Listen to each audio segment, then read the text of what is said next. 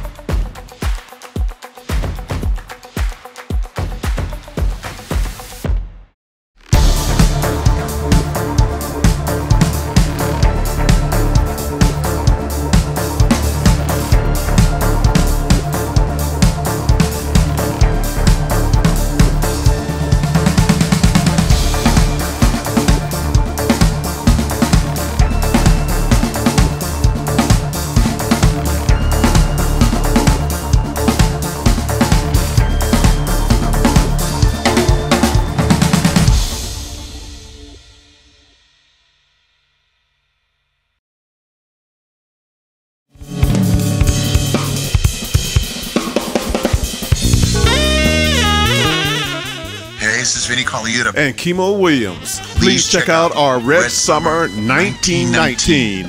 It's streaming now. It's a must listen.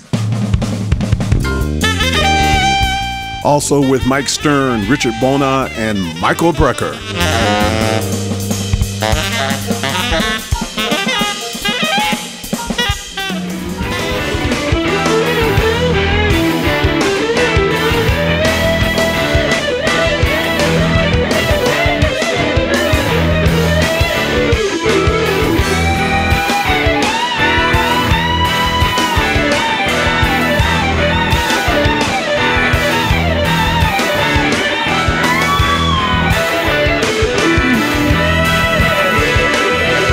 Find out more at jkimowilliams.com. Hey, man, good to see you. Welcome. Welcome. How are you enjoying the island? A freaking studio, man. How amazing is this? This is like, I was telling the engineer, I was like, I don't know, it would take me a couple months to get used to the beauty because I'm a light guy. I don't like the dungeon, closed in studios, and I don't know if it's noon or midnight. I love natural light. I love skylights. This takes, it looks fake. It would take me like a month to get used to it. Beautiful. That's a good month to have, right? Yeah, it's a good problem to have, if you will. Well, it's fantastic. So we're here live from Iron Shore. It's the Modern Drummer Podcast.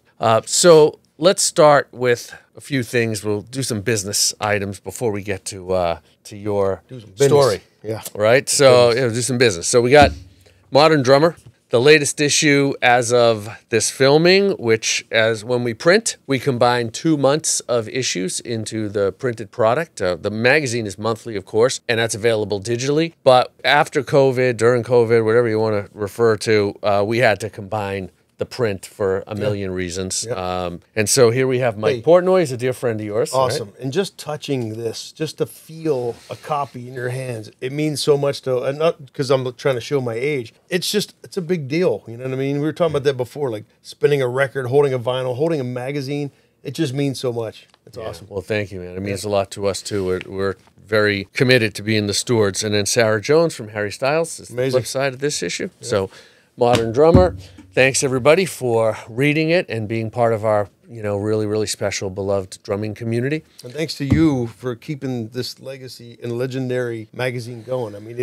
It's been the ultimate. I've read so many issues. I got it since I was a kid. Been on the cover. It's been my honor and privilege to be on that. And you are keeping it going. Thank you, thank you, brother. Thank you. Well, you're very welcome. It's an honor, and we love the community. We love what we're doing with the Modern Drummer. It's really important. So thank you to everybody for being a part of this, because it's really all about the community. It's for the community, and it's by the community. So that's really what matters. Now we have Crash, the World's Greatest Drum Kits, and the reason that I bring this book up was published in 2018, and it's a coffee table book, of course, and a lot of people have been very into this book, and there's a lot of people who have the book now. We've just released it on Amazon Kindle, so if you don't want another book on your shelf, you can put it in your iPad or wherever. Nice. But in here, we have this drum kit that is going to be part of your upcoming filming. Of course, Alex Van Halen's 2012 tour kit, obtained directly from Alex Van Halen. What a great man and great drummer and inspiration. And So what do you think about this kit? Just the best drum kits. I mean, through the years, watching him evolve and expand and really change up things. You know what I mean? Like not many drummers would throw Simmons drums in a tour or even a record, something like that. He really just not only just created his own sound and his identity, but he wasn't afraid to take chances and risks and go far left field just to try new things out, I got chills. I walked in, I saw that kit today, and literally goosebumps on goosebumps. Like that's it. He's Alex Van Halen. That poster was hanging on my wall, that Ludwig poster of him with the gong with the fire, and I don't know, when I was probably 9 or 10, Amazing. And it just has been such a huge influence, and I would play to every record that I could. Van Halen 1, Van Halen 2, Women and Children First, Fair Warning, Diver Down, you name it, up the whole way through the Hagar.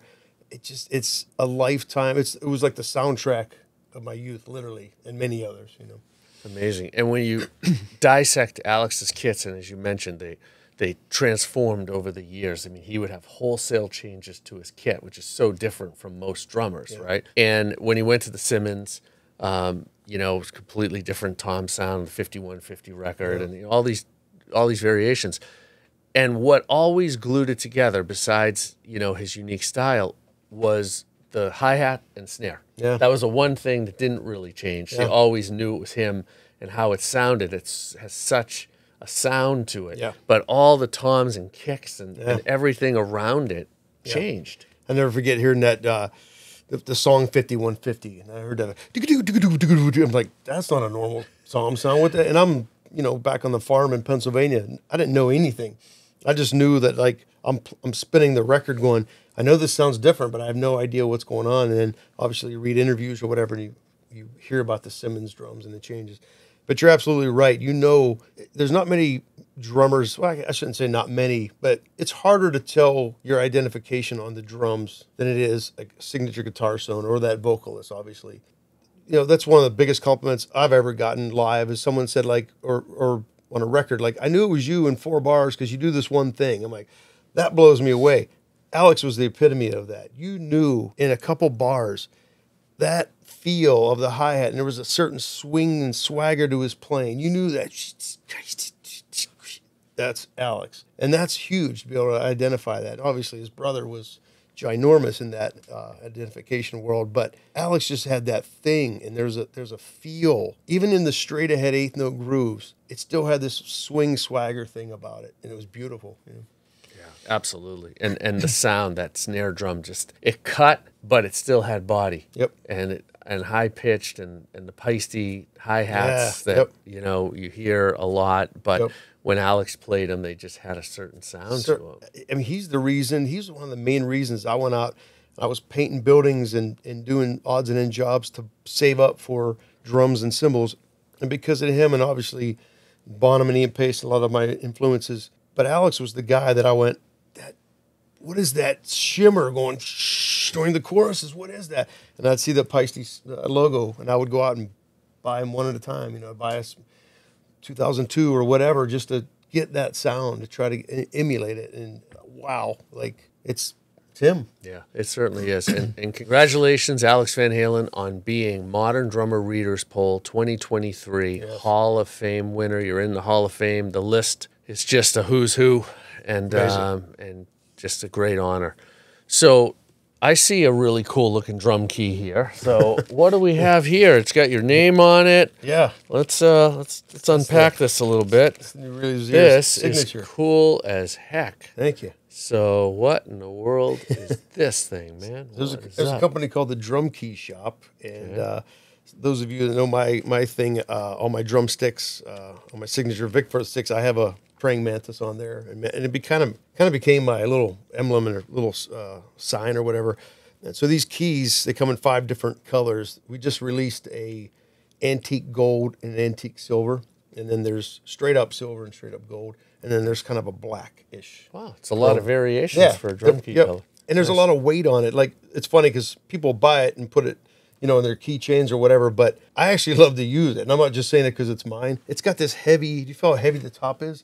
And some people Yeah. that would bum out because it would fall off.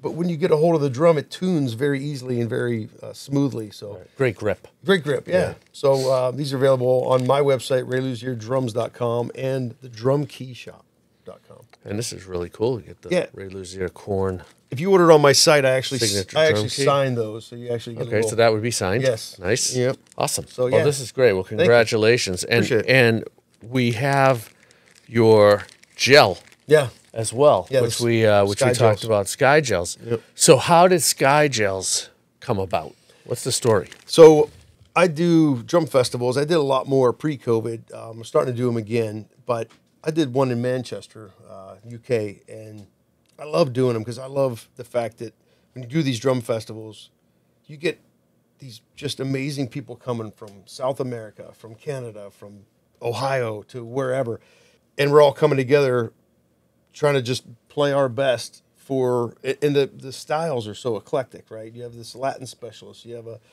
swing specialist, you have, I come and do my thing, which is the rock, whatever, I don't know what you call it. I play funky rock metal, I guess.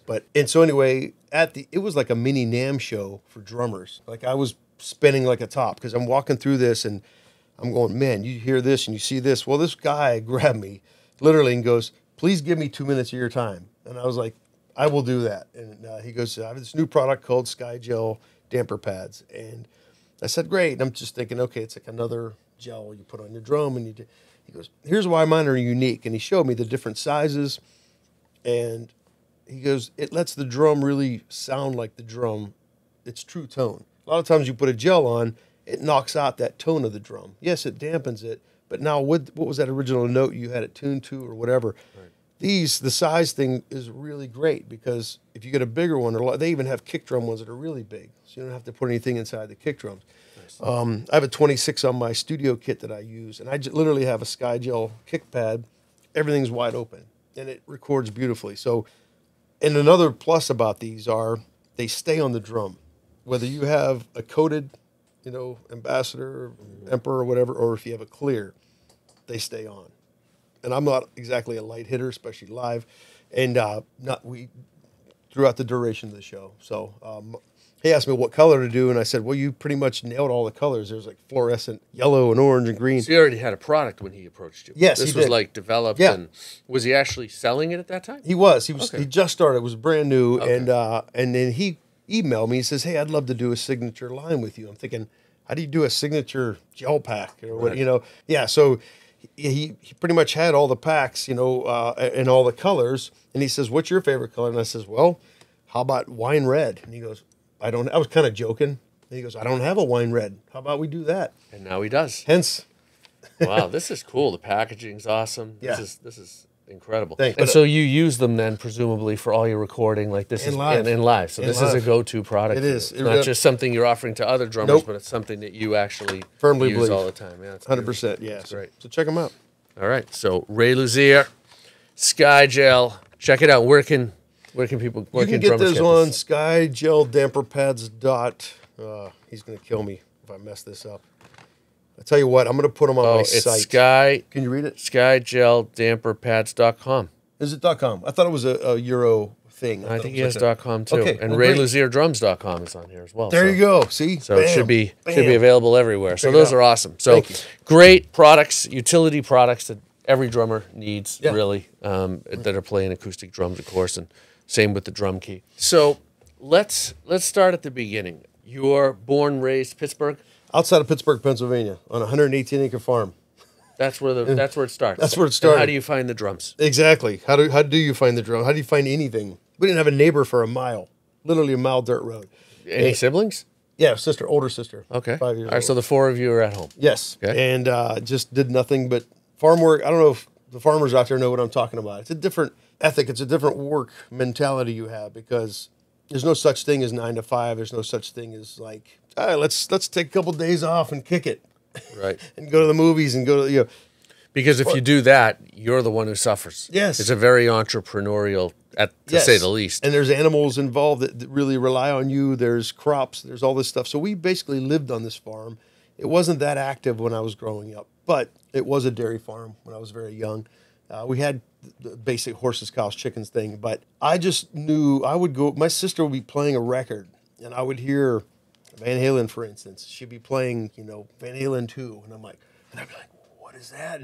And she it wasn't that she was mean, but she was very protective of her vinyl. So it's like, can I borrow that? No, you're not borrowing that. Well, I would wait till she would leave, and back then you could do the vinyl to cassette. So I would wait, and I would get a cassette and hurry up and put it in and spin the record, get it all on cassette, and then run back to my room and listen to it. And this is just something that you just found a passion for. There's no real explanation other than you heard it and you were attracted to it. Instantly attracted, I couldn't get enough of it. From Kiss to Rush to Yes to Deep Purple. And you're not playing an instrument at this time. You're just loving music. Just loving you. Listen to this. Something gravitated. I was like, wow, what is this? And I would have this cassette box, and I would literally a cassette box, and I would tap on it, and I would find a spot for the kick drum, a spot for the snare that sounded like it, tap the hi-hat part, and I didn't know what I was doing. I was just, and then my uncle marched in the marching band just for fun on the side. He gave me a snare drum when I was about 4. Game over. I was like, with this, I was just hitting it, looking at the stick, the way it bounced off the head, and what is this? Like, this is, because at this time, there's no internet. You found out from magazines, you found out from records, you know what I mean? I didn't go to concerts. I didn't know what any of that was. So I was 100% gravitated towards it and by my ear. And I didn't know what it was. I just knew something grabbed a hold of me. Got my first kit, CB700 with camber cymbals when I was 5. Wow, that early. That early. So your parents recognized. Yes, but no one in my family is into music. Zero. But how are you recording record to cassette at 4 years old or 5 years old? I just knew that's what you could do. I would. More of that happened when I was probably 6, 7, 8. But that's still pretty early. Yeah. So you get the kit, and which is incredible for your parents to support you at that age, right? I mean, that's really. I started out on, if anybody remembers, phone books. At the time it was called the Yellow Pages. I know I'm sounding as old as I am, but that's how my parents said to me, okay, we'll get you sticks and a pad, which you could get through the school, elementary school, but anything further than that, if you practice on the Yellow Pages, then we'll consider, a real drum. So I played the most boring and worst, least inspiring surfaces in terms of phone books for a year or two before I ever saw a real drum. Yeah. Your parents, really stepped up early. I mean, that's amazing. And my parents were incredible, so I only have love and gratitude for them, to say the least. But it was just a different approach. Yeah. And so with your parents, it sounds like and they were really in. Yeah, they got me this cheap kit, and they thought it maybe fad or phase go through it. You have to, because at that age, most of the things we do are fads or phases. And I didn't even know how to do it. I remember seeing the Beach Boys drummer, and he had his hi-hat really far from the snare, and he played left-hand lead. Oh, open-handed. This open-handed thing. And I was like, I guess that's what you do. And my uncle came over and goes, you're right-handed, you're supposed to cross. And I go, but that doesn't feel comfortable to me. A lot of people to this day ask me why I play open-handed mostly. And it's because of that. I started playing left-hand lead, and that's why I have this kind of ambidextrous thing going on the kit, even though I'm very right-handed. You know? And it never stopped. Started that early. Wow. Yeah, it never stopped. I was into just putting a record on. I'd put like Kiss Destroyer on. I'm trying to figure out Peter Criss's parts, like what's he doing right here, and the blacko, I didn't know anything. I literally self-taught, from until I went to about 8th grade. Okay, and what happens then? Then jazz band kicked in, and now I could play kit with the music instructor, and now I'm like, I figured out what a quarter note was. He goes, here's how you read basic music, and then I'm like, wow, you can read an 8th note or 16th note pattern. This is all new to me because I just played from here, and it was really over because I was playing baseball and trying to do the sport kid thing, as a lot of kids do. Going back to the farm, the allergies got so bad on the farm that I would go out and bale a field of hay, and I'd come back with my eyes swelled up like this, and my mom would just go to your room. Well, my drums were in my room, and my sister would be like, now they're a refuge. My sister would be like, you're trying to get out of work. I'm like, no, and look at me, I can't breathe, And so that's the truth of the matter. I would just play and play and play, not knowing what I was doing. And rock bands primarily. Yes, classic rock. Yep, classic rock, because that's what I gravitated to. I loved hearing that. I loved hearing the riff of Flying High Again from Ozzy. Like, what is that? And this drum pattern, what is, I couldn't get enough of it. Remember Over the Mountain? First time we heard that intro. Oh my gosh, killer. Yeah, I mean it really is. Oh, amazing. So yeah, that was, and then I got more and more into marching band, concert, symphonic. Now I was like waiting 32 bars for that cymbal roll or that timpani swell. And now I was learning discipline, now I look back, I'm like, well, that was a lot of disciplinary things, but it's boring to you when you just want to rock out, right? Right. But when you're waiting for that triangle for 22 bars and Right. really, Or longer. Right. But you realize the importance of it, that one little part in an orchestra, or, so yeah, man, that was it. And then I started getting basic lessons from, my marching instructors and things like that. Very basic. And then what happens in your first band experience? So I understand in high school and middle school, you're starting to play with, at that time, there were a lot of choices, right? You had marching band, symphonic, jazz band, ensemble, etc. But when do you actually discover like a rock band and you either join or form a local rock band? Yeah. So I actually remember the exact song, and it was Eye of the Tiger. I was in the band room, and it was actually two songs, Smoke on the Water and Eye of the Tiger. And I remember the guy going, digga, digga, digga, digga, digga, digga, digga, digga, digga. I'm like, is that one song? And he was playing his guitar. I'm like, he goes, sit down on the drums. And I'm like, and what do I do? And he was like, you have to catch the cymbal. I saw the guy at one time do this thing where you hit it and you catch it with your hand. I'm like, what? So it was a bum, bum, bum, bum. Right. And I was all over the place. I couldn't do it right. He's like, no, that doesn't sound right. So now, and the other guy come in, and he goes, I play a little bit of bass guitar, and there was a bass and an amp over there. Next thing you know, we're kind of jamming in the band room, and I realized, like, wow, this is what it's like. I got to listen to him. He's got to listen to me. This whole, here's the music communication thing I heard about, because I never knew how a band worked. I just played the records. I didn't know what, Right. So that was my first, and then he started playing Smoke on the Water, and I remember that on the hi-hats going, I think it sounds kind of like what he's doing, but is it too open? Is it too, you're discovering all this stuff. And so we're jamming. I'm like, that feeling, I'll never forget that feeling. That first time, it's just like, this is what happens, because it's a totally different thing. And it was in that moment with the Eye of the Tiger guitarist and the bass player. Yep. Wow. In that moment, I'll never forget. And then it became like, I need to get one of these going somehow. So like, what can you do? I can play 2 chords. That's good enough. Let's start something, And so I started a couple of different rock bands. I say a couple different because the first one was pretty short-lived. And then I had one called Cry Wolf through my high school years. It was great. The guitar player was really into like Yngwie Malmsteen and all the shredder guitar players. Okay. And so you have to learn this. He was pushing me because I was so stuck in what I was loving at the time. He turned me on to what now they call prog rock. Back then it was, but he was into the Rush, Yes, and all the. Right. So that's a lot more complex to play. Yes. And that would push you to actually have to learn those parts. 100%. So moving forward, he is the one. So Paul Gilbert, who plays for Mr. Big, he was in Racer X, just phenomenal guitar player. He lived 10 minutes from us in Pennsylvania. His dad modified my guitar player's amps at the time. So I have videos of me with like a Pearl shirt on in Paul Gilbert's basement in like 9th or 10th grade, like watching them play. Because like, he would go to Los Angeles. And he's like, there's a school out there called Musicians Institute. And Ed, my guitar player at the time, was like, we need to go there. I'm like, what? We live in boonies of Pittsburgh. We can't go to there. Let's go to New York. It's closer. No. We need to go out there. There's a school. Me and you are going to go to that school. You're going to go to the drum school. I'm going to the guitar school. I'm like, I can't pass a test to get into that school. There's jazz. And at that time, it was Ralph Humphrey, Joe Porcaro, Casey Sherrill, Richie Garcia, Efren Toro. I mean, there was a giant list of drummers. I'm like, I don't know what I'm doing. I can't pass this. So it was like the test was basic swing, ding, ding, ding, ding, a basic samba, a basic bossa nova, a basic rock. Didn't have a problem playing. But anyway, we got the audition. So he graduated a year before me. He waited a year for me. And we packed up. I bought a van off my church at the time, 15-passenger van, gutted the whole thing. My parents made a road trip out of it, 2,600 miles across America, and dropped us off on Hollywood Boulevard. So, yeah, I mean, a lot. Did you keep the van out there?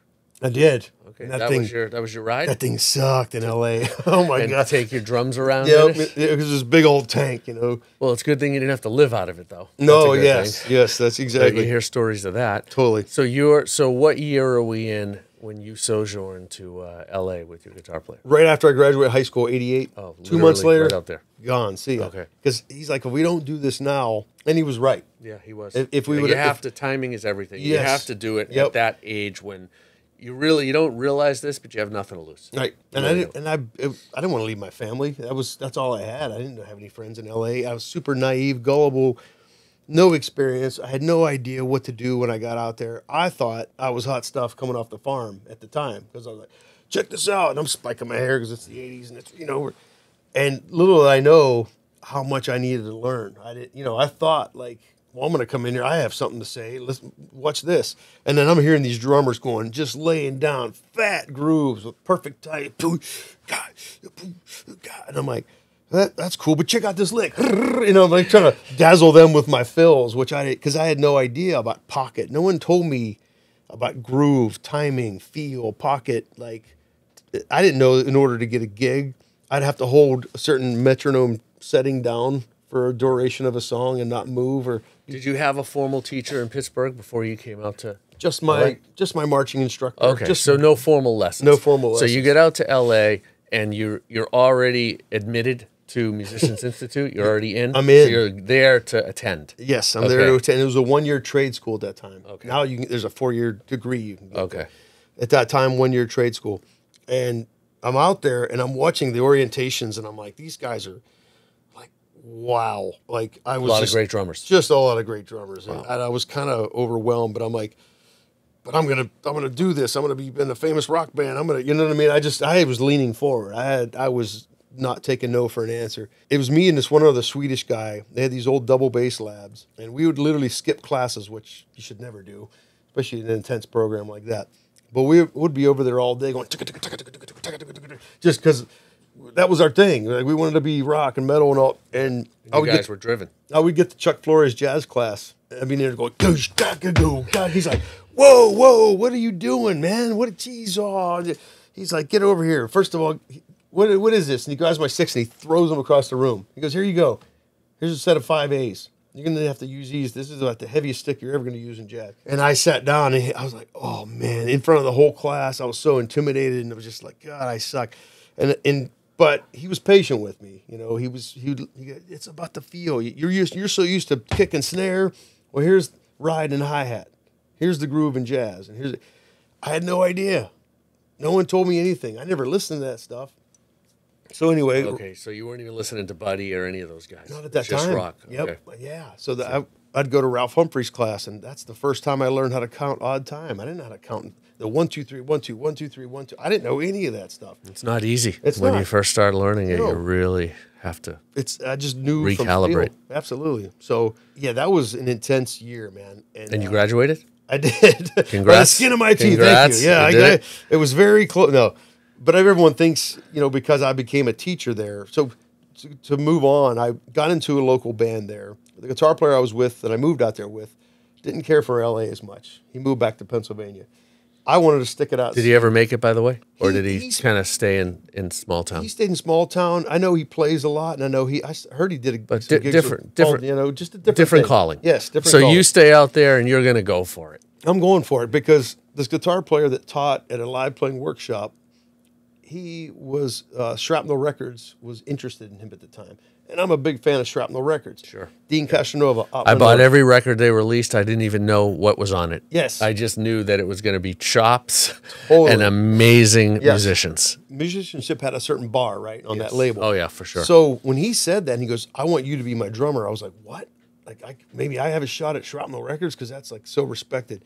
I didn't know you'd make $1 off of it, but I didn't care. I just wanted to. So anyway, my first band 9.0 started with this guitar player, Craig Small, and lo and behold, I'm at Sound City Studios, the Sound City, recording my first record. I was 19. And it was insane because all the Tom Petty, Fleetwood Mac, all these legendary records were done in this room, and you could just feel the vibe. And I'm thinking, this is easier than I thought. I'm at Sound City, and then we had Warner Brothers kind of interested in us. I'm thinking, this wasn't that hard at all. I had no idea what was coming in the next 2 decades. So, Sure. And in life, like right? When we're so young and naive, the beauty of that is Yes. also the growth Absolutely. of how much we need to learn. And the biggest lesson, tell me if you agree with this, is perseverance. Yes. Because as all of these setbacks are coming that you didn't see coming, Yeah. and in fact, you were so optimistic you thought something else was coming, Yes. and that's not what comes. Yep. And those setbacks, they always say the setbacks are setups for the success of the next chapter, but a lot of people quit during those setbacks. 100%. So what happened? You nailed it right on the head. That's exactly it. You know how many people in LA, especially around that time, were like, you better go get a job, and you can play on the weekends maybe, but you're never going to make a living playing. And I go, I will somehow. I don't know how yet, but I will be doing this till the day I die. And they're like, yeah, that's a nice dream you have. That's cute. That's cute, kid. And I'm like, and then it made me even more like, oh, I have, I'll show. Not that I had to show or prove anything. I just knew that I could figure out something.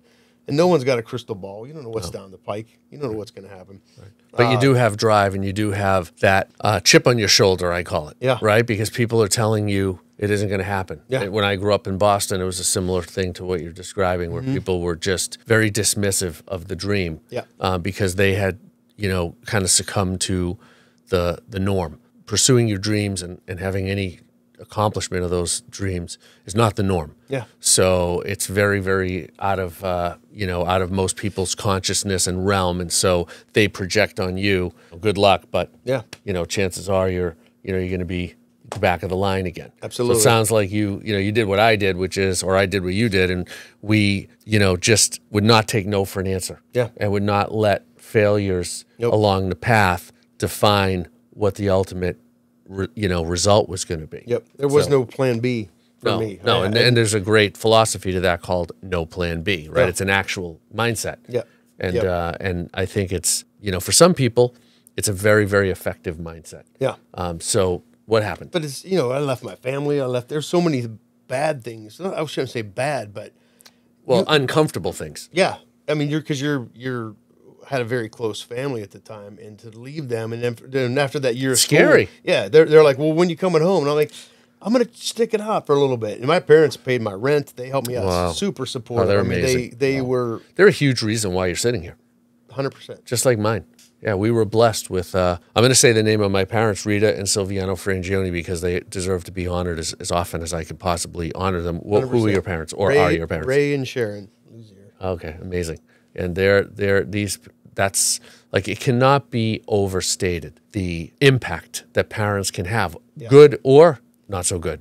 So it's really, parents, this is a huge, It's a huge thing. part of how your children are able to, to really grow. Yep, 100%. I mean, for flip's sake, my drums were above their bedroom before I left Pennsylvania. So, Wow. And I was playing not that great. And they Yeah, just stuck they with it. stuck And here with they it. are Yeah. taking the 2,000 plus mile road trip. 100%. So here Yeah. you are recording at Sound City for Shrapnel and thinking to yourself, with Warner showing some interest in the band, 9.0, Yep. and you're thinking, wow, man, it's like this, I Yeah. can't believe, like, all I had to really do was come out here. Yep, absolutely. And what happens? And then we found out that singer quit. So we Okay, were doing so that's the end showcases. of that band. Singer quit, and we're like, well, we tried to keep it going. We were auditioning people. Now we're playing live shows, holding a CD on Shrapnel with some other guy's picture on the thing. And it was like, oh, what are we doing? So, and at that time, the record label Hold You To, we signed a 4-album contract. The guy was like, okay, well, the band's broke up, but you still owe me 3 more records. And I was like, I didn't know anything about business at all. I knew nothing about I remember signing that contract going, woohoo. I didn't read nothing. I was flipping pages going, I'm going to be on a record, because all I wanted to do is hold a CD, Right. and that I was on. And so anyway, but that was a good thing, because I wanted more experience. I wanted to be on more records. So I had no problems. How am I going to do 3 records without a band? He goes, I'm going to find you some artists. I'm signing some new artists. And at that time, Tony Fredinelli, who ended up to be in, what's the band? Oh, I can see the God, what's the name of that band? Anyway, he went on to like a very pop band. He was a metalhead in that band, Apocrypha. And Toby Knapp, I did his record. And I did a band called the Howling Iguanas with Michael Lee Firkins. So you are fulfilling your remaining 3 albums by being a drummer on Yes. whatever Shrapnel had Right. for you, and now you've fulfilled your contract. Right, but I wanted to. I ended up doing more records. It was a positive thing, Yes, it was right? Because very- the more you play, especially at that time when you're building your career, the better. 100%. Experience, exposure, everything. Yes. All right. So what happens? How So- does the journey persist? Well, so now Ralph Humphrey, around this time, Ralph called me, and I'm about 22, 23 at this time, about 23. And he goes, hey, I want you to come down to the office. I'm like, okay, whatever. I said, I miss you, man. I said, thanks so much for all the education you gave me. He goes, well, that's just the thing. He goes, we're getting a lot of complaints. There's not enough rock stuff in the school. There's too much jazz, there's too much Latin, reggae, all this stuff. And I go, well, I was one of the ones complaining about not enough rock. And Tim Pedersen was great at it. And Tas Panos was there. He was really good at teaching rock. But they wanted a program. He goes, would you write something for us? Like just a basic double bass class, a basic rudiment class maybe that you did in marching band. I go, wow, me? I'm 23 years old. What? Teacher? That kind of blew me away, you know? So I started at 3 hours a week, and it was pretty surreal because I had this long hair and I'm young, and people come in and go, where's the teacher at? And I'm like, how's it going? My name's Ray. And then it was like, I had a lot to prove because they would test me. They would throw a chart in front of me or, you know, something really hard. And like, you're not a teacher, you're one of us. And because some of my students were 45 at the time and I'm 23, and they're looking at me going, you're going to. So anyway, it was very intimidating at first, but 3 hours turned into 33 hours. So I ended up doing private lessons. I ended up doing workshops and live playing workshops where you'd have the student learn 2 cover songs. Some of these kids have never played on a stage with mics and lights, and they don't know what a monitor wedge is, and they don't know what that feels like when you hit the kick drum. What the heck was that? Right. Because they're playing in their bedrooms in Like Iowa. you started. Right. Yeah. Yep. But you're giving them that experience in this 33 hours of Yes. teaching every week? Awesome. But in the meantime, I was teaching lessons on the side. I was playing in bands. I had another original band called Freak Power Ticket. Interesting name. We were trying to do it. We had a singer from Seattle. We had the whole thing. So you're making a living as a drummer in LA. Yes. Which in and of itself is a huge accomplishment. Super hard, right? yeah. It's that people don't realize that even that, before anybody, knows you outside of that circle, that's an incredible accomplishment. Right. And a bunch of my musician friends were roofing houses and busting tables, and I didn't want to do that. There was a company called American Noise. Basically, back when there was fan mail showing up to P.O. boxes and all that, I would go to the, Slaughter, Richie Sambora, Cypress Hill, House of Pain, all those bands. They provided fan clubs for them. So people would write in. So I would fill shirt orders. Okay, Susie wants an extra large this and blah, blah. Go to the mailbox, go pick up the mail, slice all the envelopes open. Oh, there's a new promo cassette at the time. Send the tapes out to all these people.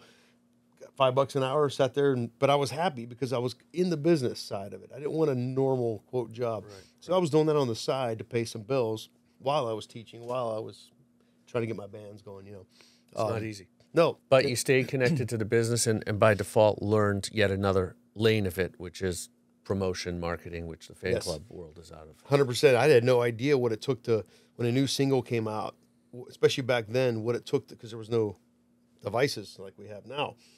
You had to send it to their mailboxes, and the magazines would come out. Obviously, radio was a huge part back then. So what happens? No, so I'm like, I need to make more money than I'm making, because it's expensive in LA. Yes. Apartments are expensive, living is. It is. Yeah. And so this is around, I was playing with the Howling Iguanas band in San Francisco. I was commuting from LA 6 hours every couple of weeks to go up and play with them.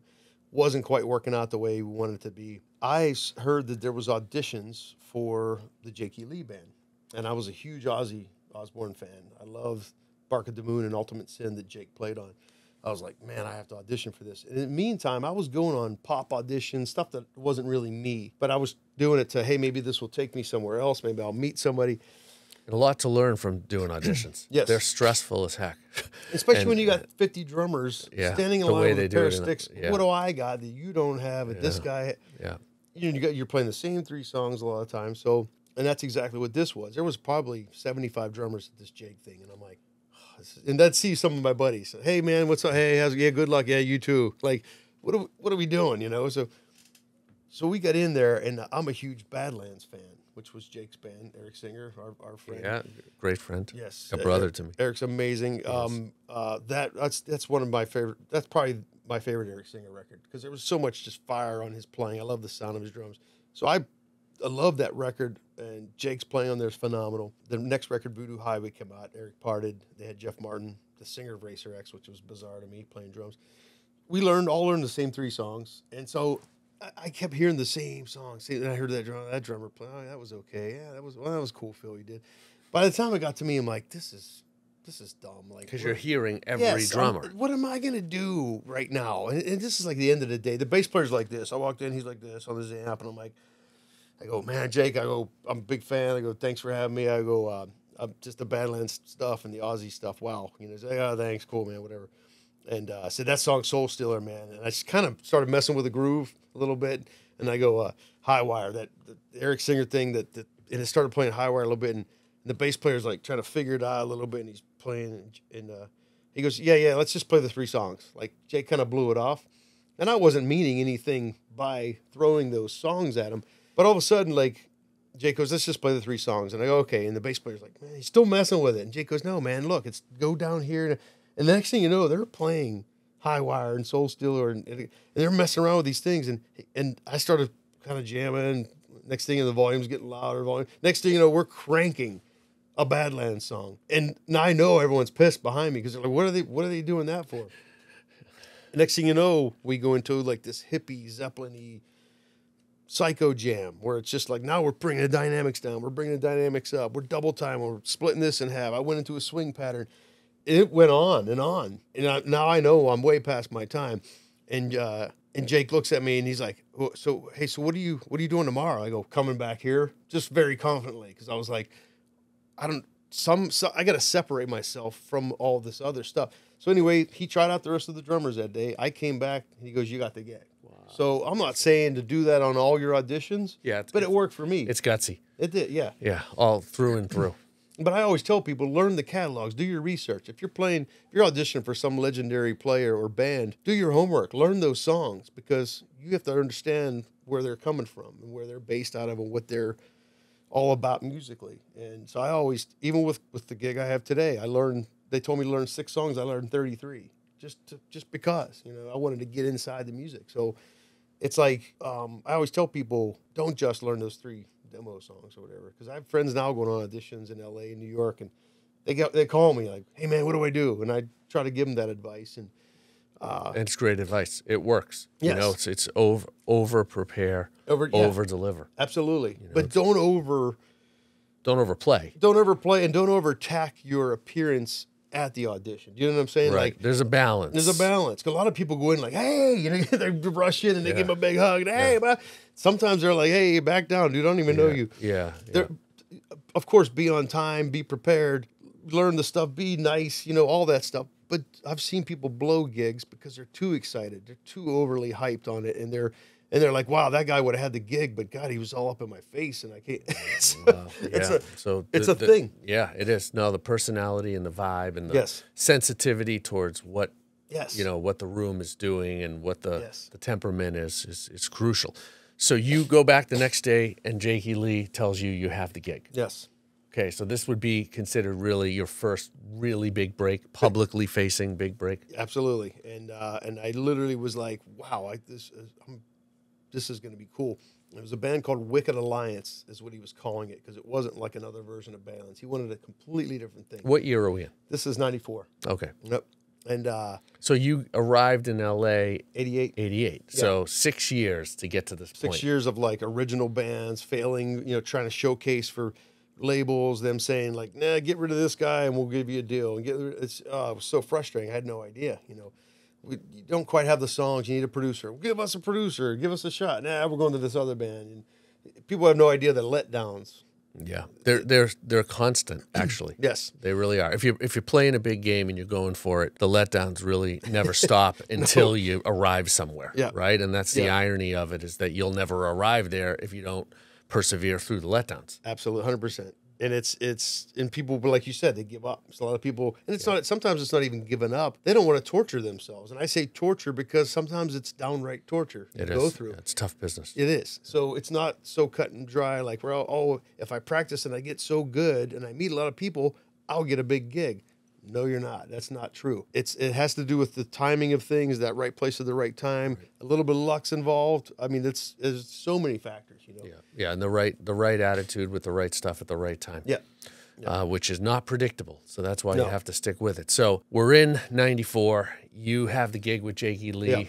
How's that So play now out? this is my first real tour bus. We had this old Eagle that smelled like pee, but you know what? I was on a tour bus, and I didn't care. I was like, phenomenal. I heard about these bunks. Wow, whoa, this is cool. I'm laying in a bunk going, wow, you know. So we're taking this band on the road without a record or product called Wicked Alliance. No one knew who Wicked Alliance was.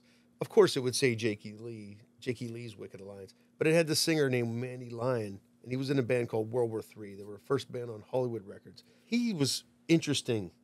Had his own thing going on. It was a cross between Manson and Rob Zombie, and the screechy kind of voice, nothing like Ray Gillan. So a lot of the Jakey Lee fans would show up going, who's this guy going, yeah. It was, you know, with his top hat on, his leather. But it was an interesting thing. So fans didn't know how to perceive it. They didn't know what to do. Unfortunately, the label dropped them. It was this whole thing. But we toured a lot. And what kind of places you playing?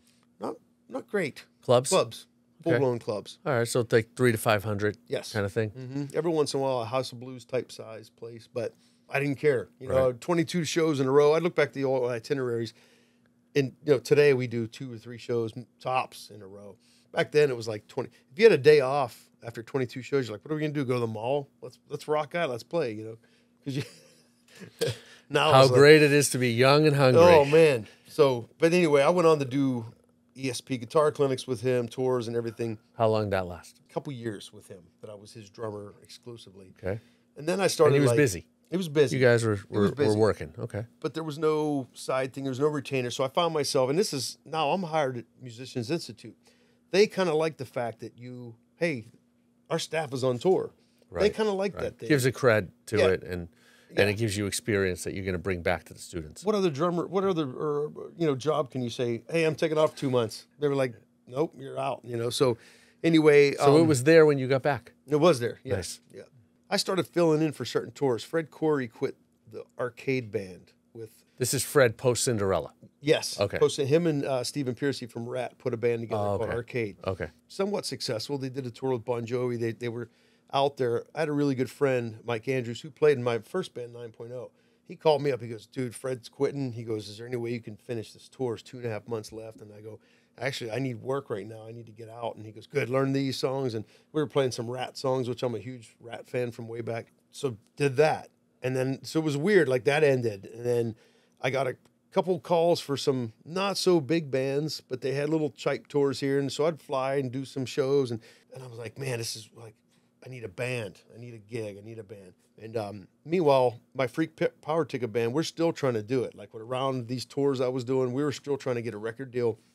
Haven't got one yet. Haven't got one. And we had some bites, but again, the business is rough.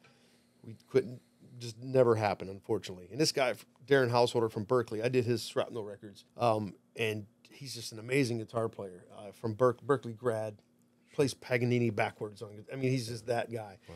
And we had the elements. We had what we felt took. What do you think it was that it didn't? In hindsight, if you could pick one thing, what didn't work? We had the talent, I believe. We needed a producer to mold and shape us. Hey, you got a song that sounds like a Seattle. Remember, because that Seattle scene was at that time. Right. You got a proggy song. You got this commercial song. We needed someone to glue it together. Yes, we needed that. You didn't have that. Never had. Did you have a manager? No. Okay, so you guys were doing it on your own. So you didn't have a manager. You didn't have a producer. You didn't have mentors, basically. Yeah. Really, like for the band. Right. That artist development that nips and tucks, and then all of a sudden it's a different band. Different band, yeah, totally. But that never happened. Never happened, unfortunately. Okay. So what happens? So now I'm starting to do sessions. I'm getting more and more calls now. I had some buddies refer me. Rock mostly? Rock mostly. Okay. I skipped the Robert Trujillo story from Metallica, and I can't believe I skipped that. It's hit me now. I auditioned for Suicidal Tendencies back in 91, 92. This is during 9.0. Okay. And I just wanted to do it because he saw me play at club. And he's like, you're so on fire. We want you to audition for us. I'm like, what? Mike Murin, what? You're kidding. I did it, and I didn't get the gig. I got it for a week. I played with them for a week. What happened? And then I came back to Mates Rehearsal, which is a big rehearsal place Yeah, I in know LA. Mates. Yeah, My yeah. drums were out in the alley. And I went, oh, then we must be switching rooms. I don't know, something's wrong here. Oh, and boy. Robert goes, hey, man, come here, I got to talk to you. And he grabs me by the neck, and he's like, hey, so we're looking at a couple guys. And I'm like, oh, man. And I was crushed because I thought I that's had tough. the gig. I was rocking out and bleeding. And what do you think that was? That I don't know. just chemistry? Something didn't happen. And Brooks was there, Brooks Wackerman. He was a couple years younger than me at the time. Okay. He ends up getting the gig, but Great it's drummer. short-lived. Great drummer. I love that guy. And it's short-lived too. Short-lived too. Never really happened. So, but anyway, my point is, Robert always had my back. He took my number, and I wouldn't talk to the guy for 2 years. And all of a sudden, I get a phone call. Hey, we're doing auditions for this, blah blah blah, and it's on Sony Records. And I'm like, how'd you get my number? And they're like, oh, Robert Trujillo gave it to me. I'm like, I call him, Robert, thank you so much, man. They're like, yeah, I thought you might fit them, you know. Wow. That. So he's almost like a guardian angel in a sense, like musically, So that just kept popping up when Yeah. you needed him yes, for And no reason other than just being a great guy and a great supporter. 100%. That's So, amazing. Thank you, Robert. yes, thank you, Rod. Love you, brother.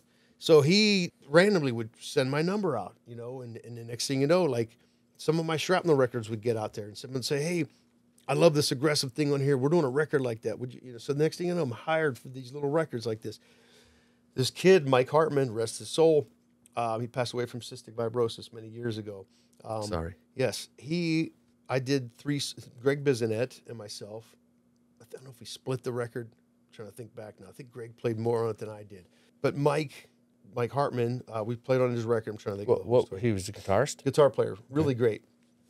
Apparently, David Lee Roth called Steve Vai at one point to reconnect the band somehow, because this is after Vai and Sheehan and Bisonet had parted. And he said, he goes, I can't do it, but there's this kid named Mike Hartman that you have to hear this kid play. He's amazing, right? He's 23, 24 at the time. They told him he was going to pass at age 10 from cystic fibrosis. You know how it's like when you get a disease or an illness. I not only know I had cancer when I was 2. You did it. Made me half blind to this day, so Yes. I do know. And look at you now. You got to persevere, man. Yes, you do. You know, it's not, and sometimes the hand that's dealt, you know, is not in your control entirely. Yes. Right. So, Dude, so you what? were 2. I was 2. Yeah. That's Can you imagine a child You at don't 2? even know what's. No, you don't. I don't remember ever being able to see out of 2 eyes. And I don't know another life other than what I have lived through with the challenges of all of that. You know, from the sight part of it to the prosthetic to all the things that kind of go on in that circumstance. But what happens with Mike? That's heavy, man. That's heavy. Good on you, brother. Thank you. So Mike calls me one day, and he's like, I played 2 songs on him. And so when Vi referred Mike Hartman to write with Dave, Dave took him up on it. He went to his mansion in Pasadena, and this kid was an MI student. He would come to my classes sometimes. His focals on his glasses were like an inch thick. And the poor kid was like, you know. So a guitarist would come to He your would class? come to my open counselings where you just sit okay. down and run and kick it. Like, hey, I need help with this Dream Theater song. I need help with this Rush song. I need help with an AC/DC. All instruments. All instruments. Okay. And it was drummers primarily. But he would come. But he would come and sit in there. I'm like, and then one day I go, hey, man, what are you doing here? Like, he'd have his guitar in his hand, just noodling. He goes, man, I love the way you play and all this, your style. I'm like, thanks, man. And then, so he goes, I want you to play on my record. So that's how it came about. Played a couple songs on it. Back to where I was at with Vi. He goes to David Lee Roth's house. They're writing songs. And he goes, well, play me some of your stuff. And he goes, who's this on drums? He goes, it's Greg Bisonet. That's your old drummer. And he goes, I love Greg, blah, blah, blah. And he goes, well, this song right here, who's this drummer on here? He goes, it's my friend Ray. He teaches at a school. He's a drummer in L.A. and blah, blah, blah. And he goes, I'm hearing, because it was an instrumental record. He goes, I'm hearing vocals all over this kid. I hear this and blah, blah, blah. Do better. And Mike's like, well, what would we do? He goes, just call that Ray guy and see if he'd come down and recut this. And we're going to take out the guitar solo here and we're going to make this extended section. And so he calls me. Mike calls me and he goes, Ray, so I was at David Lee Roth's house. First of all, I was like, sure you were, kid. Yeah, sure. Yeah, right. Me too. I was there yesterday. Is this how the joke opens? Yeah. And I go, cool, man. And what's because he's so hungry and leaning forward. And he goes, so Dave wants you to come to the studio and recut those 2 songs you played on my record because he's going to sing over. I'm like, cool, sure, yeah, man. He goes, no, it's when are you available? And I go, tomorrow, please, you know. And I grew up a huge David Lee Roth fan too, with Yes. Van Halen and then solo. 100%. Saw the Eat 'em and Smile tour show, you know, a gazillion times. And Just what a guy, right? So Dave just had back surgery at that time. So I'm at the studio setting my kit up. And at that time, I had a Ludwig Super Classic Series kit, right? And it's very Alex Van Halen sounding, very Alex, the shells. And I had a mixture of cymbals at that time. So I was like, this is pretty surreal. And they go, well, Dave's late because he's going through this therapeutic thing. When I met Dave for the first time, he was bent over in an L. And it was the most bizarre thing ever because he goes, good to meet you, kid. I'm a fan. And I go, no, sir, I'm a fan of you. And he was literally bent over. And I was like, wow, because he just had this massive thing. And he's sitting down in the seat, and I'm looking at him going, this is weird. I told you, how can you not fanboy out? That's David Lee Roth, you know? yeah. And I'm just flashing back when I was like 9 or 10, and he's hanging that Us Festival kick, you know, the wall size hanging on my room, you know? Yeah. So anyway, you know, I'm playing something, and I remember I asked Greg Bisonet when I got the gig. I said, "Well, I'm fast forward. Let me start at the demo." So we're doing the demos, and Dave comes in. I was in the drum room, and he's like, "Hey, kid, what if I said play this, and what if I said put a fill here?" And I'm like, "I'd do this," and he goes, "Okay, now what if I said swing it?" So and I'm like, "This is why is he asking me all these questions?" Meanwhile, the song's printed. We already did the song. This is really bizarre. And he goes back in and he's talking to his manager and all this stuff. And I'm like, all right, it's really weird. I don't know if it felt like I was on the chopping block of some sort. Song 2 comes by and he's like, what if I what could you do on the kick drums? And I'm playing this thing and he's like, great, kid. And at the end of the day, I did the 2 songs. He shook my hand. He goes, great job. He goes, maybe we'll work together again someday. I go, I would love that, sir. Please, you know. Big Ed Anderson, who was his manager at the time, bodyguard for many years, calls me the next day, full New Yorker, right? Hey, kid, it's Big Ed.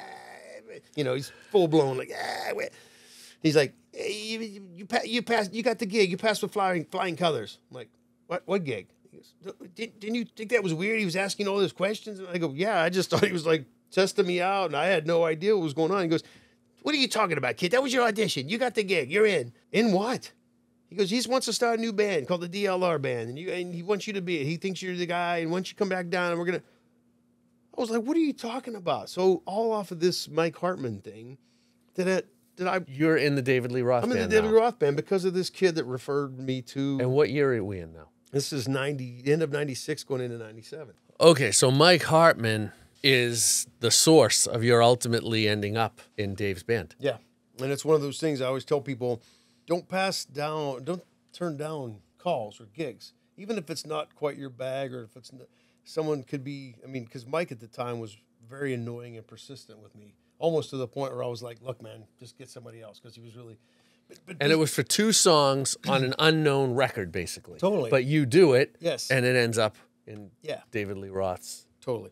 And so that's why I always tell people, like, you never know when that one thing could lead, so don't turn it down because the most bizarre thing could happen or most twist or turn in it. So How the universe connects. yes, It's really unpredictable. it really is. But if you keep the movement going, it always leads where it should. yes, And this did. Yep. So now you join David Lee Roth's band. We're in 97? 97, yep. And John Lowry, who's John 5 now, best known for Rob Zombie, now Motley Crue, was in the band. So it was Mike Hartman, because of his illness, he was going to do some of the record, but he couldn't do it all. So John wrote a bunch of songs for Dave, and also Terry Kilgore, who did some work with Dave through the years. Great guitar player as well. So now, but he's calling it the DLR Band. So what's the band? Right now it's me, John, and Dave. We didn't have a bass player. I recommended we get Billy Sheehan back because I'm such a huge Billy Sheehan freak. Yeah, me too. And it would be my ultimate dream. Now he's one of my best buds now, and love the guy and respect him as a human and as a player. I got to do 2 of his solo records, which is Amazing. Yes. I've been following him since Talus. Yeah, right? He's just such a legend. Amazing. So anyway, we started doing the record we do a song called Slam Dunk, which kind of hit the radio unexpectedly. Like, what's this new David? All the radio stations just got this disc that said Slam Dunk DLR Band. What is this? They put it in. The groove was very reminiscent of the Hot for Teacher double bass shuffle. Is Billy on it? No, Billy's not on it. Okay. John ended up playing bass and guitar on it because we didn't have a bass player at the time. Okay. Well, the single started doing really well. We were doing some shows, or no, we didn't do shows yet. And Dave's like, we need to hurry up and get in the studio. So we started recording a bunch of songs. Unfortunately, long story short, John got an offer from Marilyn Manson to go join his band. And Dave wasn't going to go out for several months. And John's like, I need to go make some dough. I'm going to check this out. So he leaves us. I'm like, don't leave us, you know. So my friend Bart Walsh got the gig. He was in the Atomic Punks. That was a Van Halen tribute band. Sure. And they had, I call him David Lee Ralph, a good friend of mine, Ralph Saines, who's now in Steel Panther, which I was the original drummer of that when it was called Metal Shop back in the day. So that's a whole other story. But put the wig on, the spandex, the whole bit, twirling sticks. So anyway, Bart gets the gig. Now we have Todd Jensen on bass, who played with Hardline, Alice Cooper. He's in Journey now. You know, he's an amazing bass player. And so now we're going to hit the road, and that's what happens. And next thing you know, the DLR Band record comes out on its own label. He released it on his own label, which was a little bizarre. I wish it would have been on a major, but he's David Lee Roth, so the fans got it. But and that was way before. Now that's the norm. Yeah. But then that was way ahead of the curve. He came up with a label called What Was That? Literally, What Was That record? And Nile Rodgers did a record with him. Your Filthy Little Mouth, I think it was called. Yeah. Where was that in all of this? Great. This was before me. That was before you. 4 or 5 years before me. Oh, okay. Great record. I love that. And now we're at this record, and it's called the DLR Band. DLR Band had Betty Page on it with an American flag. Okay. And I'm very proud of that. It was done very quickly. Who produced? Dave. Dave produced. Okay. Yeah, it was one and of now those, you're touring on it. Yes, now we're touring on it. We're playing festivals. We're doing the whole thing. And it's still surreal. You know what I mean? I'm playing like Sweden Rock Fest, playing Hot for Teacher, Panama, and Unchained, and Yankee Rose with David Lee Roth. It was bizarre. I never, ever got used to that feeling. There wasn't one night I didn't look out and go, that's David Lee Roth. You know what I mean? Like, you're just like, he's the consummate showman. So you're seeing him. I mean, Dave, he just was on the Kiss tour a couple of years ago, opening, and he still is just the quintessential showman, and he's still awesome. There's no one quite like me in the world, Luzier. He'll be the first to tell you that. But love the guy to death. He taught me a lot. He schooled me. He's the guy that would be like, Luzier, don't just sit back there like you're waiting for the bus. There's people paying money to see you too. And I was like, never thought of it that way. Like, it's a show, you know. And I thought about that. Like, he's always like, well, if you were in the 10th row center, what would you want to see the drummer doing? Would you want to see him back there going like this and bored out of his mind, or you want to see him entertaining you and kicking your ass? And I'm like, I want to kick their ass. So a lot of my showmanship today is because of Dave, you know. And I'm not saying be a ham on your drums and twirl your sticks and be a goofball, but there is an element of it's live entertainment. Give the people a show. And he's absolutely right. So you upped your game.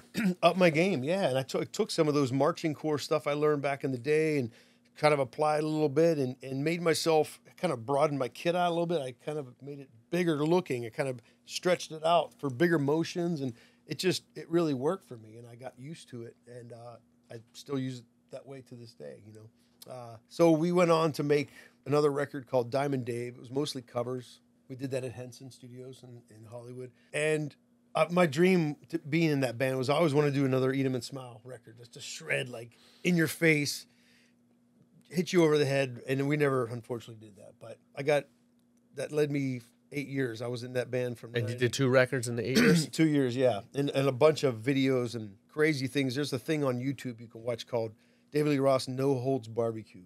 And it's basically like him hiring a bunch of playmates to little people to you name it to make freak show. It's a freak show. Like put the Dom triplets in kitty cat outfits and Luzier put the band in the jacuzzi. We're gonna and it was just this chaotic thing at his house. And he would fill his tennis court with sand and he would create a beach vibe and he would build a maze in his swimming pool and he'd have like sergeant guys with guns going through and like, what is going on? Like, it was surreal. I'd show up at his house every day. You didn't know what was going to happen. So it was a pretty amazing job to have, you know. So 8 years with David Lee Roth. Yes. And you're touring. In that, you had the Sammy and Dave Yes. show, which I saw that. Best of tour. Both Worlds in 2002. And what an amazing time because, co-headline would close one night, Sammy would close the next night. And it would just flip-flop, 90 minutes each. You got the best of Hagar stuff, you got the best of Dave. So it was an interesting thing because we played 80% Van Halen. So I was playing Al's parts most of the time. And then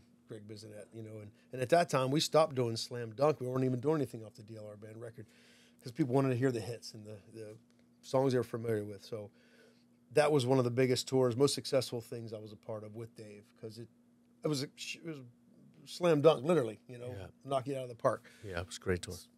So anyway, towards the end of Dave, I was craving a band. I wanted a band. I was like, I love Dave. I love what I'm doing, but I need to be a part of something. I have music to write. I love writing music. I felt like I was in a David Lee Roth cover band with David Lee Roth, if that makes sense. Sure.